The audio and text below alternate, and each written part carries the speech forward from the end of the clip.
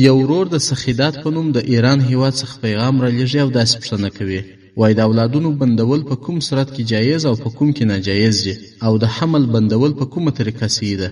ځینې خلک داسې فکر کوي چې که مې اولادونه ډېر کړله نو څنګه بې روزم او په چیش بې مړوم. مهرباني وکړئ ښاغلی مفتي صاحب په دې هکله معلومات ورکړئ.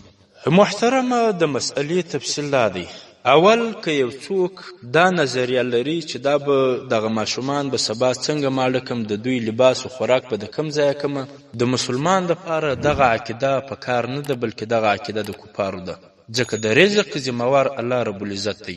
باید په هیڅ صورت کې نه د ځان نه د اولادو نه د ښځې د نفقې او د رزق غم څوک وکړي، ځکه د رزق ذمهوار الله رب العزت دی. خامخا چې الله رب العزت یو چاته ژوند ورکوي نو هغه ته رزق هم ورکوي، لږ یا ډیر.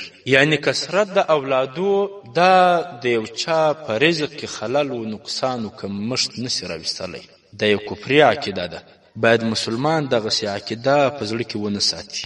او بل که یو څوک په دې خاطر خپل اولاد بندوي، د دغه ښځې حمل بندوي چې ماشومان یې پرله پسې پیدا کیږي او دغه ماشومان یې ضعیفه وي، او یا دغه ښځه دوامداره مریضه وي یا د مرګ خطره وي، نو په دغه دوو صورتو کې حمل بندول دا جواز لري. او بله دا پوښتنه کړې ده چې د حمل بندول په کومه ذریعه باندې جواز لري. یعنی بعضې چې اولاد بندوي د ډیر اولاد وروسته په اپریشن باندې د دغه زنانې دغه رحم غورځوي، او یا د بوغۍ په واسطه باندې حمل بندوي، او یا د دوا په سبب باندې حمل بندوي. نو محترمه، دغه اول جزء جواز نه لري چې د یوې ښځې رحم دغه بچه‌دانۍ د اپریشن په سبب باندې غورځوي، دا په هیڅ صورت کې جواز نه لري او دغه کار حرام دی. او بل حمل بندول د بوغۍ په سبب باندې ادب دی وي، او یا د دوا په سبب باندې، دا بالکل جائز دی.